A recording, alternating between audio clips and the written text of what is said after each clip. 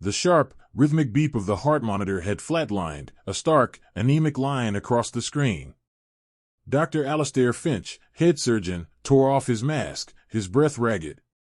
"It's hopeless," he rasped, the words echoing the despair that gripped the pristine, gleaming operating theater of St. Jude's Memorial. Sweat beaded on his brow, reflecting the harsh surgical lights. Senior nurses exchanged grim glances, their public figure patient was slipping away. Elara Vance, a newly qualified nurse whose slightly oversized uniform seemed to swallow her small frame, stood unnoticed by the high-status team. Her hair was pulled back simply, her demeanor quiet, almost clumsy amidst the polished efficiency. Yet, beneath her unassuming exterior, her eyes, sharp and intuitive, had fixed on a barely perceptible anomaly on the peripheral imaging. A whisper of an idea, a forgotten case study, a precise, audacious maneuver, sparked in her mind. As the other surgeons began to reluctantly accept defeat, her quiet voice, barely audible, offered, "Dr. Finch, there might be one more way." Her words were met with a scoff, a dismissive glance, a fleeting humiliation before a revelation that promised to redefine everything. The scoff was not loud, but in the sterile silence of operating theater 1, it resonated like a thunderclap. Dr. Alastair Finch, his face a mask of exhaustion and defeat, peeled off his surgical mask and let it dangle from one ear. His eyes, usually sharp and penetrating, were now bloodshot and narrowed, fixed not on the patient, but on Elara Vance. "One more way?" His voice, usually a measured baritone, was laced with a venomous disbelief. He gestured vaguely at the patient, the renowned Senator Eris Thorne, whose life hung by the thinnest of threads. "Nurse Vance, we have exhausted every conventional, and frankly, every unconventional avenue known to modern medicine. This isn't a medical textbook from the 1800s, this is real life. This is Senator Thorne." A wave of hushed agreement rippled through the theater. The other surgeons, Dr. Leong, the cardiothoracic specialist, and Dr. Anya Sharma, the lead anesthesiologist, exchanged weary, knowing glances. Even the senior scrub nurse, Brenda, a woman known for her stoic composure, offered Elara a pitying look that felt far worse than outright anger. Elara's slightly oversized, plain uniform suddenly felt like a scarlet letter, marking her as an outsider amidst the gleaming equipment and polished expertise. Elara's heart hammered against her ribs, but her expression remained placid, her gaze unwavering as she met Finch's cold stare. "Dr. Finch, with all due respect, the anomaly on the superior mesenteric artery's collateral circulation, it's almost imperceptible, but if we adjust the angle of approach, a microembolism could be isolated. It reminds me of the Shirane maneuver, an obscure variation, yes, but documented in." She trailed off as Finch held up a gloved hand, cutting her off. "Shirane maneuver?" He let out a short, incredulous laugh that did not reach his eyes. "Are you suggesting we start experimenting with forgotten historical footnotes on a patient of this magnitude, Nurse Vance? We are discussing the head of the Senate Judiciary Committee here, not a cadaver in a forgotten anatomy lab." His voice rose, the thinly veiled frustration of a failed surgeon boiling over into outright contempt. "You are a newly qualified nurse. Your role is to assist, to anticipate my needs, not to dictate surgical strategy to a team of internationally recognized specialists." Dr. Leong, a man usually more reserved, stepped forward, his tone a mix of condescension and concern. "Elara, I appreciate your enthusiasm, but Dr. Finch is right. We've been at this for 6 hours. The perfusion is dropping, the tissue is becoming ischemic. Any further invasive procedures, especially ones based on what sounds like a long shot from a history book, would be incredibly reckless. We're talking about irreversible damage, potential brain death." He sounded genuinely concerned, but his tone still carried the patronizing weight of a superior correcting an errant subordinate. Dr. Sharma, her face pale with fatigue, added, "Her vitals are critical, Elara. We're moments away from calling time of death. What you're suggesting, it's not just a long shot, it's a Hail Mary that could actively hasten the end for Senator Thorne.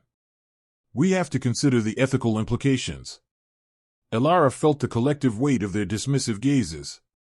Her humble uniform suddenly felt heavier, coarser against her skin, starkly contrasting with the perfectly tailored scrubs worn by the senior staff. Her hands, usually so steady, twitched imperceptibly. She knew her words sounded audacious, almost arrogant, coming from someone of her perceived standing. Yet, the image of that subtle flicker on the peripheral imaging, the resonance with that forgotten case, was so clear in her mind. It wasn't a gamble to her, it was a pathway. But the collateral flow. She began again, her voice still quiet, but with a new edge of desperation. If the primary pathway is occluded, the body naturally attempts to compensate. The Shireen variation focuses on a precise redirection, a temporary bypass using existing microvessels, to relieve the pressure and allow for a targeted embolism removal without further systemic compromise. It's a precision maneuver, not a blunt instrument. It's about seeing what's already there, not inventing something new. Finch ripped off his gloves with a snap that echoed through the theater. Precision maneuver, he scoffed, his face contorted in disbelief. You're talking about threading a needle through a spiderweb in the dark, Nurse Vance. Your intuition is admirable, perhaps even useful for predicting a patient's emotional distress, but it has no place in a high-stakes surgical procedure where established protocols are failing. Perhaps you should focus on making sure the instrument count is accurate, or ensuring the next set of sterile drapes are ready. Those are your duties, aren't they? Not challenging the surgical lead. A few of the junior nurses and technicians shifted uncomfortably, avoiding Ilara's eyes. The unspoken message was clear: stay in your lane. Ilara felt a blush creep up her neck, a mortifying combination of indignation and profound shame. She was being publicly reprimanded, her professional judgment not just questioned, but ridiculed and reduced to her lowest possible function, in front of everyone, while a man's life hung in the balance. It was a humiliation designed to make her retreat, to silence her completely. I understand the protocols, Dr. Finch, Ilara said, her voice now barely a whisper, though it carried an unyielding resolve. But what if the established protocols are missing something? What if the conventional approach, by its very nature, cannot see this particular solution? It's a blind spot. Finch merely stared at her, his lips pressed into a thin, grim line. What I see, Nurse Vance, he said, his voice dangerously low, resonating with a finality that brooked no argument, is a junior nurse, moments away from being assigned to outpatient triage, attempting to undermine the expertise of a team that has dedicated decades to saving lives. Your solution is a fantasy, a dangerous distraction born of inexperience. We have done everything humanly possible. Sometimes, we must accept defeat.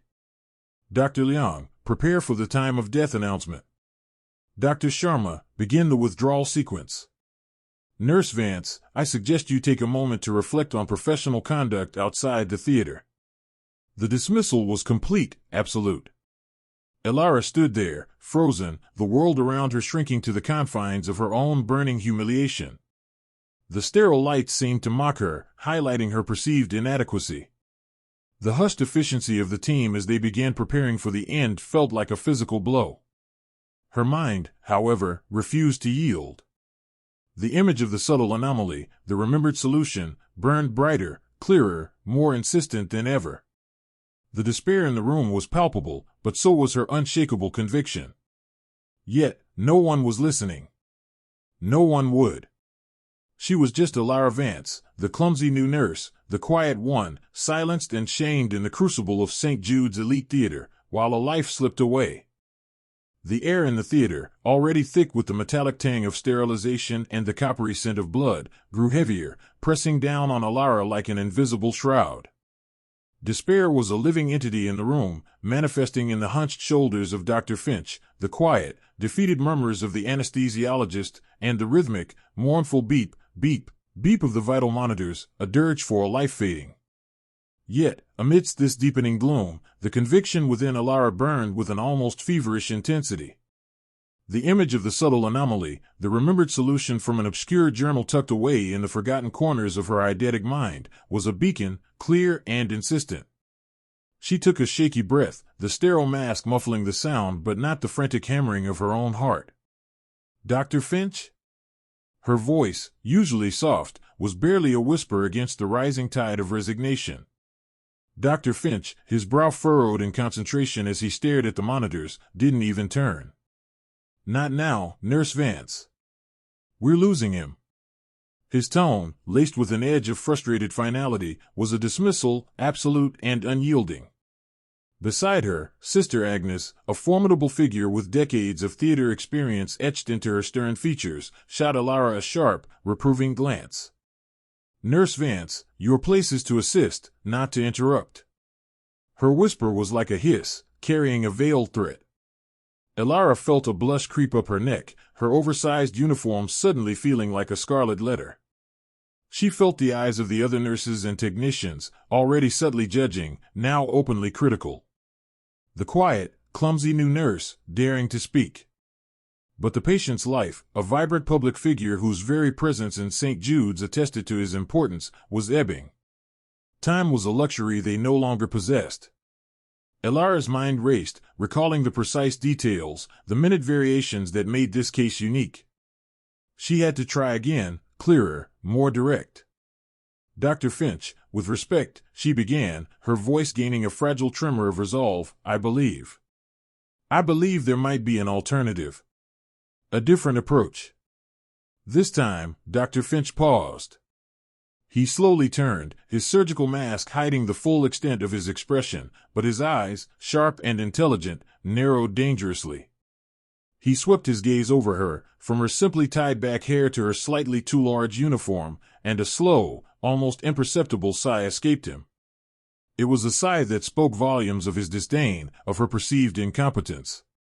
"An alternative, Nurse Vance?" he asked, his voice low, dripping with a condescension that scraped against Elara's raw nerves. "An alternative to what, precisely?" "To a patient in profound cardiogenic shock from a massive arterial occlusion that has stubbornly refused every conventional intervention known to modern medicine." "Pray tell, what groundbreaking insight has a newly qualified nurse suddenly stumbled upon?" His gaze flicked to Dr. Chen, the lead anesthesiologist, and Dr. Anya Sharma, the second surgeon, inviting them to share in his amusement, his exasperation. A soft titter escaped from a nearby scrub nurse, quickly stifled. Sister Agnes stepped forward, her hand moving subtly but firmly to guide Elara back, a silent order to retreat. "Nurse Vance, control yourself. We are in a delicate situation. This is not the time for speculative ideas, particularly from someone still learning the basics." Elara's face burned. She felt the weight of their collective judgment, the dismissive looks, the patronizing smiles. She was just Elara Vance, the quiet, clumsy one, perpetually a step out of sync with the polished efficiency of the elite staff. But the conviction, the absolute certainty, was a fire in her belly. "The subclavian artery, doctor," she pressed on, her voice surprisingly steady now, cutting through the rising tide of scorn. "It's not the primary occlusion. It's a compensatory spasm, a secondary event from a rare variant of a type B aortic dissection, specifically a retrograde extension involving the left vertebral artery origin. The conventional approach will only exacerbate the issue by further stressing the already compromised collateral circulation." Silence, cold and sharp, descended upon the theater. Then, Dr. Finch ripped off his surgical mask, revealing a face flushed with a mixture of disbelief and fury. He slammed a gloved hand onto a nearby instrument tray, the sharp clatter echoing the sudden surge in tension. "A variant? A retrograde extension," he snarled, his voice rising, cutting through the sterile quiet. "Nurse Vance, are you quite mad? You've been here 3 months. I have performed this procedure hundreds of times, seen every permutation. This is textbook occlusion, clear as day on every scan." He gestured wildly at the monitor displaying the grim diagnostics. Dr. Chen, usually calm, shook his head. "Alistair, perhaps Nurse Vance has been reading too many obscure case reports. While admirable, this is not the time for academic debate." "Obscure?" Finch roared, turning back to Elara, his eyes blazing. "This is a man's life, Nurse Vance. Not an essay competition." He stalked towards her, his presence dominating the already claustrophobic space. "You are suggesting we abandon a meticulously planned, peer-reviewed procedure based on a fleeting intuition from a junior nurse? From someone who, frankly, has struggled with the most basic theater protocols? His gaze, cutting and contemptuous, made her feel small, insignificant, and utterly humiliated. Elara flinched, but she refused to back down. The truth, the solution, was burning behind her eyes. But the pulsatility index, doctor, and the subtle angle of the aneurysm on the last scan, it matches the Mero syndrome presentation, stage 3. It's rare, yes, but it exists. The conventional approach will fail. We need to induce a temporary localized arterial hypotonia in the vertebral column C5-C6 region to relieve the compensatory pressure before addressing the main tear. It's the only way to alleviate the retrograde flow pressure. The words, precise and medically complex, hung in the air, a stark contrast to Elara's quiet demeanor. Dr. Finch stared at her, his jaw clenching. He took a slow, deliberate step back, as if she were contagion. Mero syndrome, he spat, the name a curse on his lips. Hypotonia in the cervical spine? Nurse Vance, you are either severely delusional or deliberately attempting to sabotage this operation. His voice escalated into a furious bellow that silenced every whisper, every averted glance. Get out. Get out of my theater, immediately. I will personally see to it that your position here, and possibly your license, is revoked. You are a danger to our patients and an embarrassment to this institution. A cold wave of shame washed over Elara, colder than the sterile air conditioning. The scorn in Finch's eyes, the open disdain from the other staff, the feeling of being utterly, completely exposed and foolish, it was crushing. Sister Agnes moved, her hand firmly gripping Elara's arm, beginning to pull her towards the theater doors. Elara felt the sting of tears, the burning in her throat. Her conviction, however, remained an unyielding core amidst the devastation. Just as she was being physically ushered away, the monitors shrieked. A long, sustained, piercing alarm ripped through the oppressive silence, replacing the mournful beeps with a frantic, desperate wail. The patient's heart rate plummeted, blood pressure vanished, and the oxygen saturation dropped precipitously. He's crashing. Dr. Chen shouted, his face paling, his earlier composure shattering. Full cardiac arrest. He's gone into complete collapse. Chaos erupted. Finch whirled back to the patient, his earlier rage replaced by stark terror and absolute despair. Defibrillator. Adrenaline. Damn it. No, no, no. He's gone. We've lost him. His voice, raw and broken, echoed the profound defeat of a man who had faced the inevitable and been conquered. He stared at the flatlining waveform, the life seeping out of his famous patient. It's over, it's completely over. There's nothing more we can do. It's hopeless. His words, final and damning, hung heavy in the air, a death knell. Everyone in the theater froze, their faces etched with the same defeat. The public figure was gone.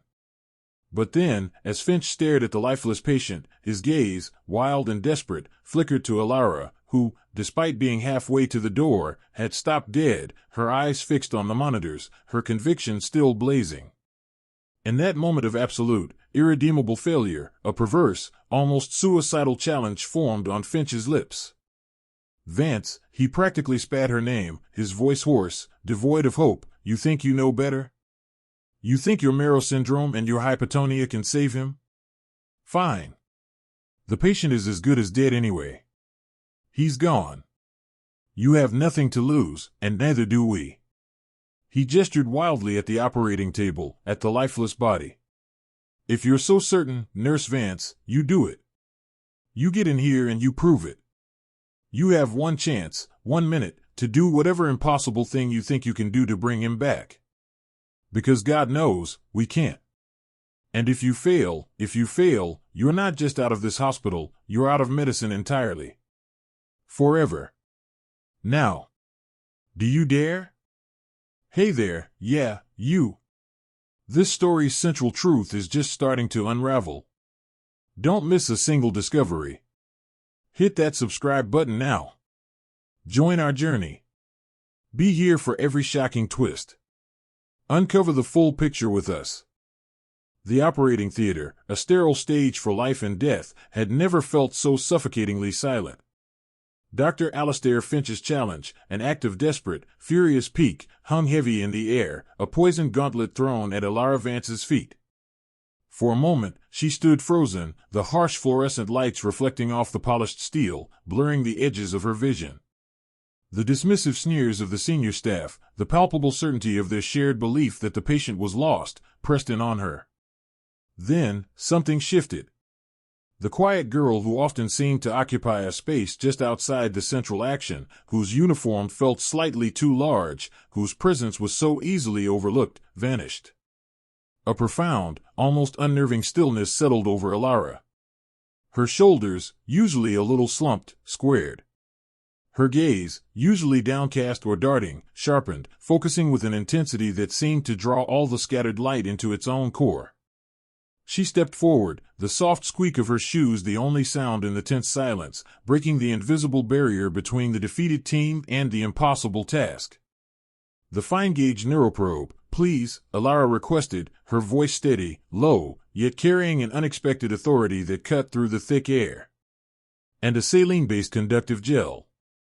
A senior scrub nurse, still reeling from the sudden turn of events, exchanged a disbelieving glance with a fellow colleague. "The neuroprobe, Nurse Vance? What on earth?" But Dr. Finch, though his face was a mask of furious indignation, simply gestured impatiently. "Give her what she asks for. We have 1 minute, remember? 1 minute for her impossible miracle." His tone was laced with a venomous sarcasm that should have crushed Elara. It didn't. Her hands, which often fumbled with mundane tasks, now moved with an almost preternatural grace. As the instruments were grudgingly placed into her gloved palm, her eyes, an intense, luminous blue, swept over the patient's exposed chest and neck. She didn't just see skin, muscle, and bone, she saw the intricate tapestry beneath, the vascular pathways, the complex nerve networks, the subtle ebb and flow of life's electrical currents. It wasn't just anatomy, it was a living, breathing map, every hidden junction and delicate filament laid bare to her unique perception. Her mind raced, not in panic, but in a torrent of precise, almost instantaneous data processing. Flickering through her mind, like a vivid, almost holographic projection, was a specific image, a faded, grainy diagram from a long-forgotten medical journal, tucked away in an obscure appendix of a century-old textbook she had devoured during a particularly restless night shift. It depicted a rare, anomalous branching of the cervical vagus nerve, a minute ganglion, almost an overlooked pressure point that, in very specific circumstances of profound autonomic system shock, could act as a recalibrating switch for the body's failing rhythms. Modern medicine had largely dismissed it as an anatomical curiosity, not a viable intervention point. But Elara remembered it. Every minute detail. Every obscure annotation. "Clear the field," she murmured, her voice barely a whisper, yet it commanded obedience. She ignored the incredulous stares, the barely suppressed scoffing. Her focus was absolute, tunneled onto the patient. With the ultrafine probe, guided by an intuition that felt less like deduction and more like a profound, innate knowing, she brought the tip to a precise point just above the patient's left clavicle, a spot no larger than a grain of rice. It was not a site for incision, or a standard acupuncture point, or a conventional nerve block. It was her site, revealed by her memory and her intuition. Her fingers, steady as granite, applied the most delicate, almost imperceptible pressure. It was not a jab, not a force. It was an exquisite, precisely calibrated touch, a whisper of stimulation. The movement was so subtle, so utterly contrary to the frantic, chest-compressing, defibrillating efforts that had just ceased, that many of the onlookers barely registered it. The flat line on the ECG monitor persisted, an unbroken, mocking line of finality. A senior anesthetist, Dr. Chen, stifled a cough, a disbelieving smirk beginning to form on his lips. Dr. Finch, his face a thundercloud, opened his mouth to deliver another cutting remark, to declare the minute up, to finish this charade. But then, it happened. A flicker. A single, almost imperceptible twitch on the ECG. Not a full beat, just a ripple, a ghost of an electrical impulse. A junior scrub nurse gasped, her hand flying to her mouth. Dr. Chen's smirk froze, then slowly dissolved into a look of utter bewilderment. Elara didn't react, didn't flinch. Her eyes remained locked on the monitor, her concentration unwavering. She adjusted the probe's angle by a fraction of a millimeter, a micro-adjustment that only her hyper-attuned senses could dictate. And then, the ripple became a stutter. A faint, irregular beat, then another, a hesitant dance on the flat line. The room fell into an even deeper silence, pregnant with an impossible hope. Dr. Finch, who had been about to speak, found his voice caught in his throat. His eyes, initially narrowed in disdain, widened, staring first at the monitor, then at Elara's still, focused profile. The stutter became a weak, but discernible, rhythm. Slow, struggling, but undeniably there. The pulse oximeter, previously displaying zeros, flickered to life, showing a rudimentary oxygen saturation. The blood pressure monitor, which had been silent, let out a soft, hesitant beep, followed by another, confirming a faint, returning pressure. Impossible, Dr. Finch breathed, the word a ragged exhalation, stripped of all its former arrogance. His face, usually ready with authority, was now a pale mask of shock. He stumbled forward, gripping the edge of the operating table for support, his eyes glued to the monitors, which were now stubbornly, miraculously, proclaiming life. The other surgeons and nurses, who moments ago had been openly scoffing, were now a tableau of stunned disbelief. Their arms, previously crossed in judgmental certainty, hung limply at their sides. Whispers died out. Faces that had been etched with scorn were now slack with a dawning, profound awe. The air, thick with despair moments before, vibrated with a fragile, burgeoning hope. Elara held the precise pressure for another 10 agonizing seconds, ensuring the nascent rhythm could sustain itself. Her face was serene, devoid of triumph, solely dedicated to the task. Then, with the same exquisite gentleness, she withdrew the probe. The patient, though still critical, was no longer dead. The monitor's steady, rhythmic beat was a defiant declaration against the certainty of death. She stepped back, the intensity receding from her eyes, leaving them once again a little distant, a little quiet. Her shoulders slumped, just slightly, back into their familiar, unassuming posture. Her voice, when she spoke, was barely audible, a soft murmur in the now reverent silence. The specific vagal efferent pathway, a parasympathetic reset. It was in that very rare case study, from Professor Richter. 1942, describing profound autonomic collapse when conventional methods failed to address the underlying neurogenic component of cardiac arrest. The room remained utterly silent. Dr. Finch, the renowned head surgeon, stood transfixed, staring at the monitor, then at Elara. His jaw hung slack, his eyes betraying a profound mixture of professional humiliation and utter, unadulterated awe. The clumsy nurse, the quiet, overlooked junior, had just snatched a patient from the jaws of death, not with brute force or conventional wisdom, but with an almost mystical understanding of the human body, a forgotten piece of knowledge, and a pair of impossibly steady hands. The patient was alive. And Elara Vance, the underdog, had just delivered a miracle. The air in the operating theater, thick with the scent of antiseptic and the recent tang of adrenaline, became a palpable thing, heavy and still. The frantic, high-pitched alarm that had pierced the silence moments before had ceased, replaced by the steady, rhythmic beep of the cardiac monitor, a sound that, just moments ago, felt like an impossible dream.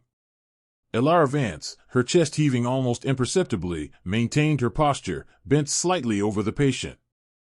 Her delicate fingers, still clutching the specialized instrument, a slender, almost needle-like device she had instinctively known to grab, remained poised, a testament to the incredible control she had exerted. A thin sheen of perspiration had gathered on her brow, clinging to the wisps of hair that had escaped her simple ponytail, but her gaze, intense and unblinking, stayed locked on the subtle rise and fall of the patient's chest. Her entire being had been distilled into that single, precise moment, every nerve, every memory, every instinct channeled into averting the catastrophe that had threatened to engulf them all. The world had shrunk to the patient's exposed anatomy, the instrument in her hand, and the ancient, almost forgotten knowledge bubbling up from the deepest recesses of her mind. Slowly, carefully, she withdrew the instrument, her movements economical and practiced, revealing no tremor despite the seismic shift that had just occurred. She placed it back on the tray, her movements almost ritualistic, as if completing a sacred task. Then, and only then, did the profound exhaustion of the moment wash over her, a wave threatening to buckle her knees. Yet, she stood her ground, her plain, slightly oversized uniform feeling suddenly heavy, a stark contrast to the lightness she now felt in her spirit. Dr. Alastair Finch remained frozen, his earlier, dismissive sigh a distant echo swallowed by the sudden calm. His jaw, indeed, hung slack, but the initial shock of professional humiliation was rapidly giving way to something far more profound. His eyes, fixed on Alara, were widening, absorbing the reality before him. He saw not the clumsy, overlooked junior he dismissed, but a conduit of an almost preternatural understanding. The patient was not just stable, the monitor readings were firming up, normalizing at a rate that defied belief. A gasp, soft and reverent, escaped his lips, barely audible above the returning hum of the machines.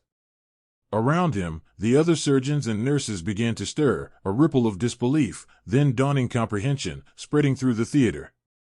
Surgical assistant Miller, who had openly scoffed at Alara's outlandish suggestion, slowly lowered the sponge he'd been holding, his face pale, his skepticism utterly dismantled. Dr. Anya Sharma, usually composed, had pressed a hand to her mouth, her eyes darting between the revitalized patient and the unassuming nurse, a silent testament to the impossibility she had just witnessed. The murmured criticisms, the subtle eye rolls, the thinly veiled condescension that had permeated the room minutes ago, had vanished, replaced by a silence so absolute it felt heavy, charged with unspoken questions and a burgeoning, undeniable awe. Vital signs, stabilizing, Nurse Jenkins stammered, her voice thick with wonder, her gaze glued to the screen. Pressure rising, heart rate steadying, oxygen saturation climbing. Each pronouncement was a hammer blow to the established order, a testament to the impossible just made manifest. Alara finally lifted her head, her eyes, though still intense, now held a glimmer of relief. She met Dr. Finch's gaze directly, not with defiance, but with a quiet understanding that bypassed words.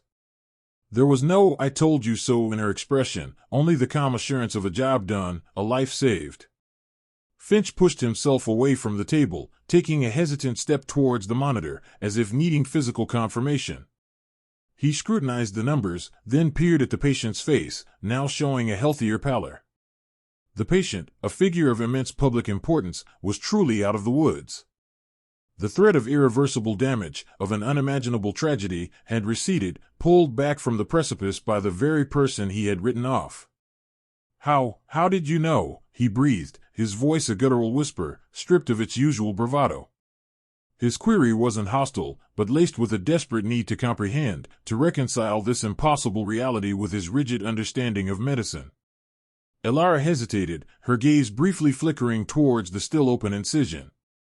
The distal collateral pathway," she began, her voice soft, almost apologetic in its humility, yet clear enough for all in the hushed room to hear. "It's a rare anatomical variation, sometimes present in less than 1% of the population.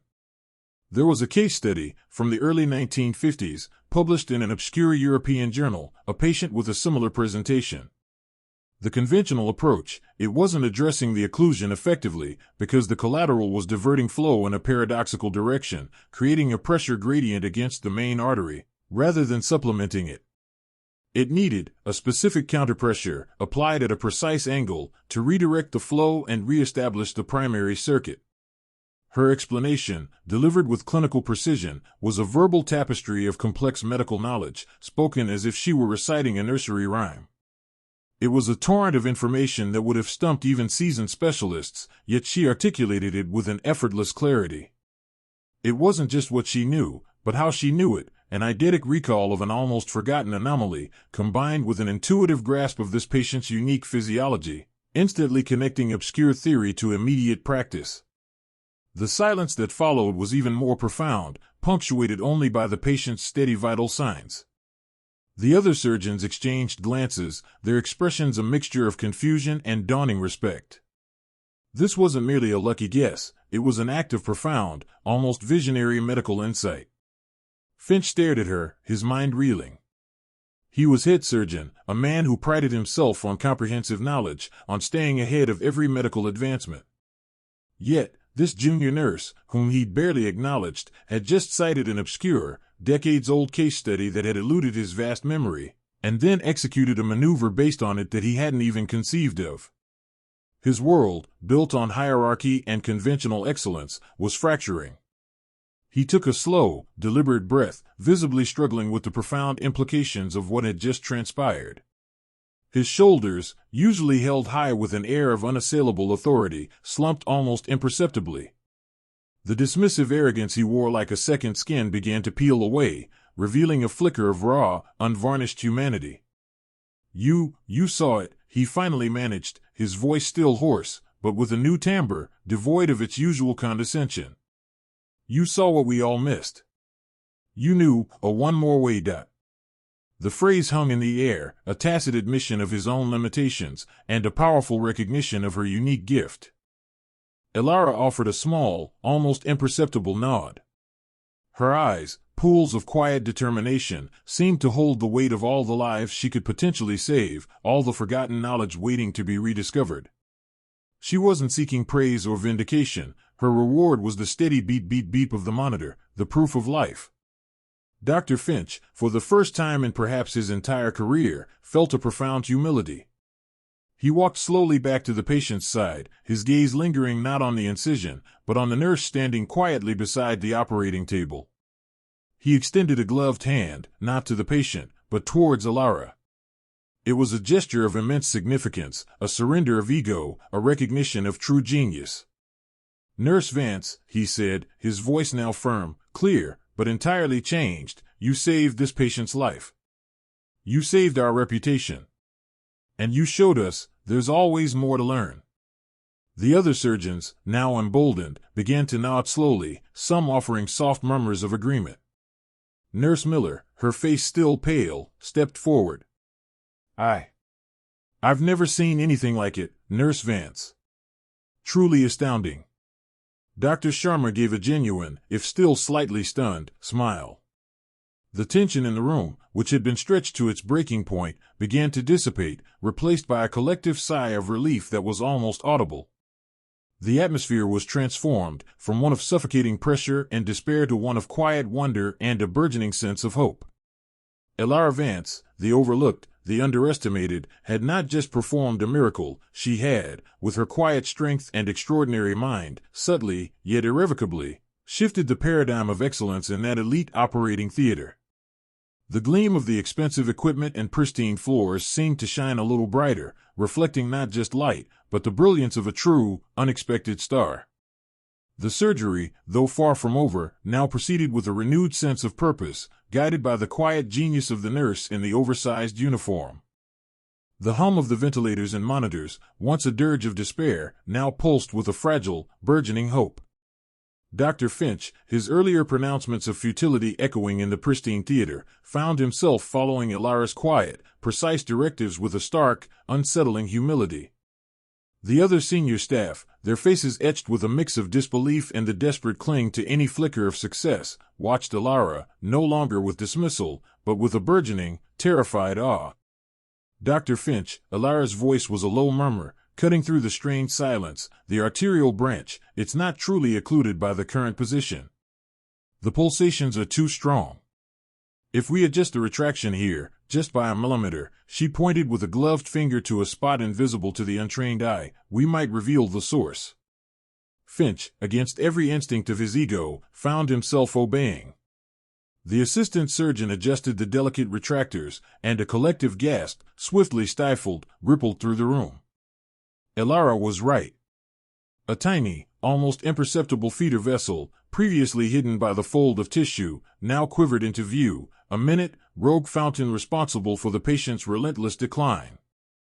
It was so small, so deeply embedded, that only an eye like Elara's, honed by an almost preternatural connection to the body's hidden pathways, could have located it. The bleeding point, Finch breathed, his voice thick with a mixture of dawning understanding and professional shame. But it's too deep.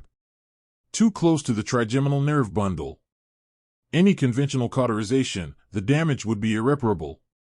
His gaze, still clouded with the ghost of despair, found Ilara's. It's still. How do we stop it without? Ilara didn't hesitate. We don't cauterize directly, Dr. Finch. The surrounding tissue is too fragile, too vital. We need a targeted microocclusion. Not with the standard clips, they're too large. We need the microembolization coil from the neurovascular kit, the one designed for intraluminal coiling of cerebral aneurysms, specifically the 0.008-inch platinum coil. It's unconventional for this region, yes, but it's the only way to achieve isolated closure without collateral damage. A murmur of professional doubt rippled through the observation deck, where the hospital board and other medical dignitaries were watching. Such a specialized coil, typically reserved for neurosurgery, applied to a critical vascular issue in the neck's deep tissues? It was unheard of. A neurovascular coil, one senior anesthesiologist whispered, skepticism heavy in his tone. Nurse, that's highly unorthodox. The risk of migration, of an embolic event. The risk of continued hemorrhage is 100%, Ilara countered, her voice quiet but firm, not looking away from the monitors where the patient's vitals flickered. The anatomical structure here, though atypical for such a coil, provides a natural, contained pocket. I remember a case study, Journal of Advanced Vascular Surgery, 2017, Volume 43, Issue 2, Dr. Benatar's team. A similar deep arterial bleed, also refractory to conventional methods, and a patient with a unique branch point variation. They adapted a neurovascular coil, albeit a slightly larger one, with remarkable success. This patient's anatomy, specifically the angle and the tissue density around the feeder vessel, mimics that protective pocket. Her eidetic recall, the obscure reference, silenced the skeptics. Dr. Benatar was a legend, and the specificity of her memory was chillingly impressive. Finch stared at her, his mind racing. He knew Benatar's work, but the application here, it was a leap of faith. Yet, what other choice was there? The patient was fading. All right, he said, his voice clipped, prepare the neurovascular coil. Stat. The room sprang to action, a controlled frenzy. The specialized kit was brought forward, the platinum coil, thinner than a human hair, carefully presented. Ilara didn't take her eyes off the field. Dr. Finch, she instructed, approached from the superior lateral aspect, a microcannula, guided by the intraoperative ultrasound, just anterior to the sternocleidomastoid. The angle of entry must be precisely 15 degrees medial. Any less, and you risk a perforating injury to the carotid sheath. Any more, and the coil won't seat correctly. Finch, a master of his craft, executed her instructions with unnerving precision. His hand, usually so steady, now trembled faintly under the immense pressure. He inserted the microcannula, guided by Ilara's constant, whispered directions, her gaze piercing through layers of tissue, seeing what the instruments themselves could barely show. Now, advance the coil. Slowly. Monitor the waveform on the main screen, Dr. Finch.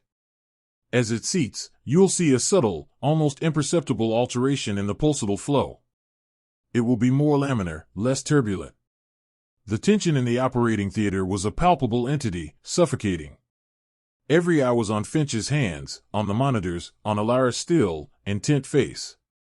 The patient's heart rate was becoming erratic, blood pressure dropping. A nurse began murmuring vital signs, each number a stab of despair. BP dropping. 70/40, heart rate 140 and irregular. Hold, Ilara commanded, her voice suddenly sharp, cutting through the rising panic. Not quite. The coil needs to be advanced another, 0.5 millimeter. No, wait. Retract a quarter. There. That's the pocket. Now, release. Finch, acting on instinct honed by decades, but now guided by Ilara's uncanny intuition, pushed the final, tiny fraction. The microcoil unfurled, a minuscule spiderweb of platinum, precisely in the hidden feeder vessel. The moment stretched, suspended in time. Then, the monitors sang a new song. The chaotic waveform on the screen smoothed. The erratic heart rate began to steady, gradually dropping to a more stable rhythm. The blood pressure, which had seemed destined for a catastrophic collapse, began a slow, hesitant climb. The vibrant, alarming red that had painted the surgical field receded, replaced by a healthier, more controlled blush of tissue. A collective, silent exhale swept through the room. It was not a roar of triumph, but a profound, almost reverent release of breath. The bleeding had stopped. Completely. Perfectly. Dr. Finch slowly lifted his head, his hand still, almost reverently, holding the instruments. He looked at Alara, his face stripped bare of arrogance, replaced by an expression of pure, unadulterated awe. He was a man who had dedicated his life to the mastery of the human body, yet in that moment, he had witnessed a level of insight that transcended conventional mastery. He had declared it hopeless, and she, the overlooked nurse, had found a way. It stopped, he whispered, his voice hoarse, as if unable to believe his own eyes. The hemorrhage, it's entirely occluded. From the observation deck, a ripple of applause, hesitant at first, then growing in strength, broke the reverent silence. It was not the polite applause of an audience, it was the thunderous ovation of experts witnessing a miracle. The hospital board members, the renowned specialists, the powerful figures who had arrived expecting the grim news of a public tragedy, were on their feet, their faces alight with an almost childlike wonder. The lead anesthesiologist, his earlier skepticism forgotten, leaned forward, eyes wide. "Nurse Vance," he murmured, his voice laced with unfeigned admiration, "that was truly extraordinary. Your recall, your precision, it's unprecedented." Another senior surgeon, Dr. Anya Sharma, who had previously scoffed at Alara's suggestions, found herself blinking back tears of relief and amazement. "We were blind," she said softly, "blind to what was right in front of us." She saw it all. Alara, her oversized uniform slightly crumpled, her hair still tied back simply, offered a small, almost imperceptible nod. Her face showed the profound relief she felt, but no trace of triumph. She wasn't looking for accolades, she had simply done what needed to be done. The patient was stable. The crisis averted. The gleam of the operating theater, once cold and clinical, now felt incandescent, reflecting the quiet brilliance of a nurse who had not just saved a life, but had, with her unwavering intuition and quiet strength, redefined the very essence of surgical excellence. The hopeless had been transformed into the triumphant, and the true star of St. Jude's had, without a word, finally shone. The air in the operating theater, thick moments before with the scent of antiseptic and the oppressive weight of impending failure, now shimmered with an almost sacred stillness. The monitors beeped a steady, reassuring rhythm. The patient, their public life hanging by the thinnest thread, was stable. Dr. Alastair Finch stood frozen, his gloved hand still hovering over the incision. The scalpel, once a symbol of his unchallenged mastery, felt suddenly foreign, heavy. His breath hitched, a sound barely audible above the new, quiet hum of the machines. His face, usually a canvas of arrogant certainty, was a stark tableau of shock and something far more unsettling, dawning comprehension. The hopeless had not just been averted, it had been utterly, spectacularly disproven by the very person he had so carelessly dismissed. Around him, the tableau of senior staff slowly unfroze. Dr. Eris Thorne, the chief anesthesiologist who had scoffed at Alara's initial suggestion, slowly lowered his hand from his chin, his jaw slack. Nurse Peterson, usually so prim and sharp-tongued, simply stared, her eyes wide with an emotion she couldn't quite name, all mixed with a profound sense of self-reproach. The residents, who had traded smirks behind their masks, now stood with their heads bowed, their faces tinged with a flush of shame. The quiet, almost invisible nurse, Alara Vance, had not just saved a life, she had, in a single, precise, unorthodox maneuver, stripped away the layers of their collective hubris. Alara herself, oblivious to the silent drama unfolding around her, moved with her customary quiet efficiency. Her gaze was fixed on the patient, her brow furrowed in concentration as she double-checked the newly secured vessel, then began the meticulous process of preparing for closure. There was no theatrical sigh of relief, no triumphant glance, no seeking of validation. For her, the crisis was merely a problem solved, the extraordinary simply a necessary step. The subtle tremor in her hands, a residual echo of adrenaline, was the only outward sign of the immense pressure she had just endured. A small, almost imperceptible exhale escaped her lips, a private release. Dr. Finch finally lowered his hands, his movements stiff and uncoordinated. He took a single, faltering step back, his eyes finally meeting Elara's for a fleeting second. In that brief exchange, something profound shifted. The dismissive sneer, the professional disdain, had vanished, replaced by a raw, unvarnished recognition of talent, laced with an undeniable humiliation. He opened his mouth, as if to speak, but no words came. The weight of his past dismissals, his condescending sighs, his various hopeless hung heavy in the air, a silent indictment.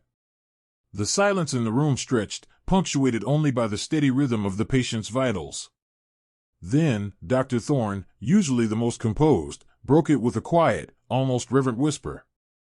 "Elara." "Nurse Vance, thank you." His voice was hoarse, thick with emotion. Nurse Peterson, recovering her composure, offered a tentative, "That was truly remarkable, Elara." The shift was palpable. No longer Vance, but Elara. The wall of hierarchy, built brick by brick with status and arrogance, had crumbled.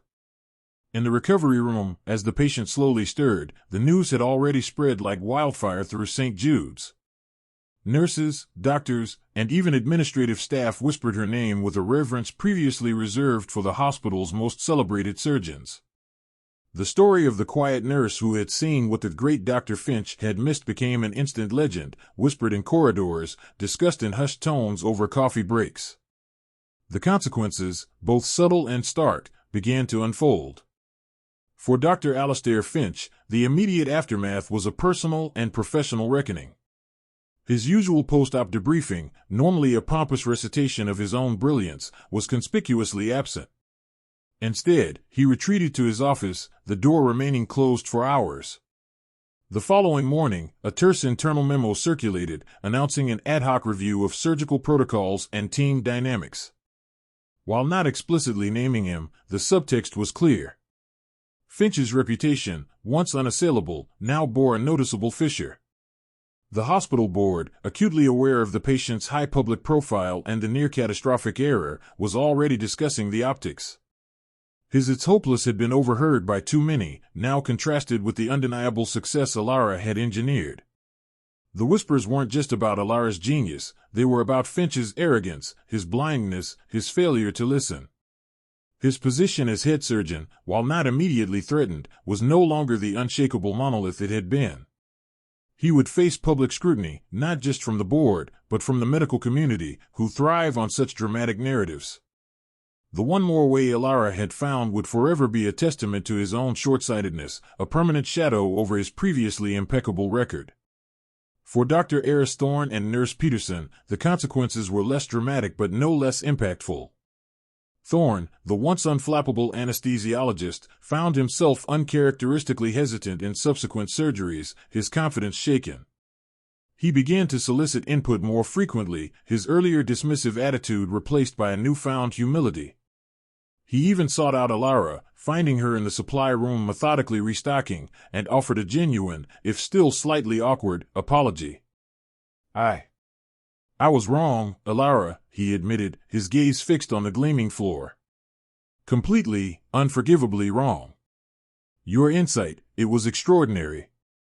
Nurse Peterson, whose sharp criticisms had often stung Elara, found herself seeking out the junior nurse for advice, particularly on complex patient histories, a testament to Elara's eidetic memory for obscure cases.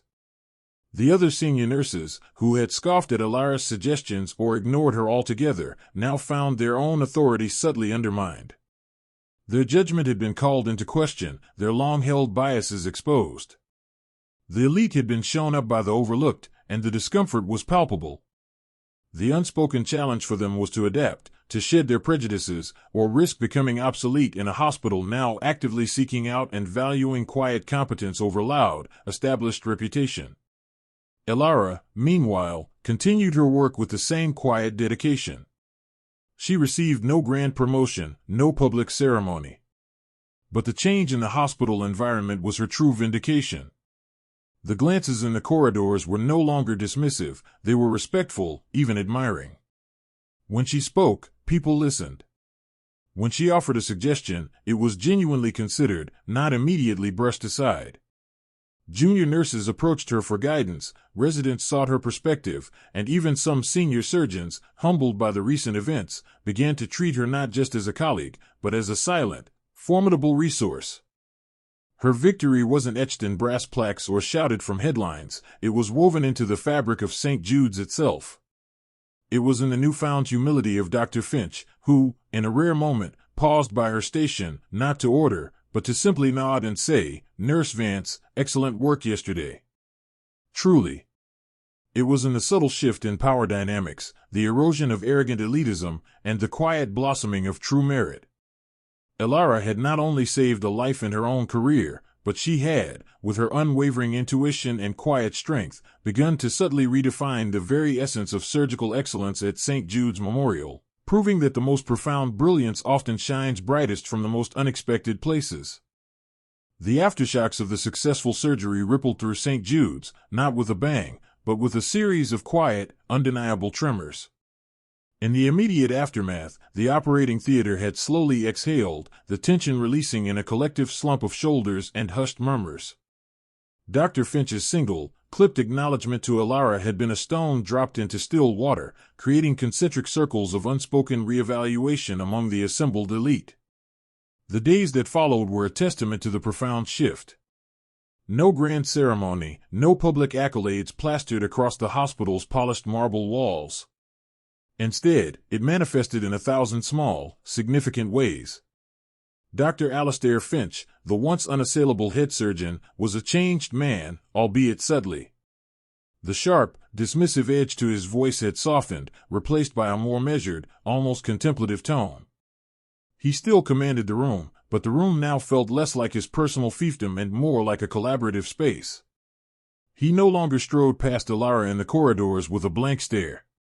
The first time he paused, a full week after the incident, to inquire about a particularly complex post-op patient, a patient Elara had quietly taken a special interest in, the air around them thrummed with unspoken acknowledgement. He listened, truly listened, to her observations, nodding slowly, his expression devoid of the customary arrogance.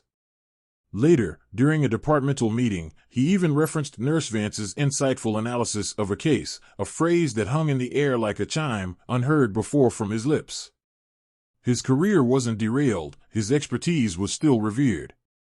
But his unchallenged perception of his own infallibility had been irrevocably chipped away, revealing a sliver of humility that made him, paradoxically, a more formidable and respected leader.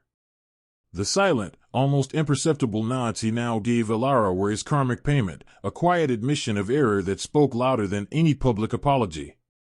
The other senior surgeons and nurses, once quick to scoff, found themselves in an awkward new reality.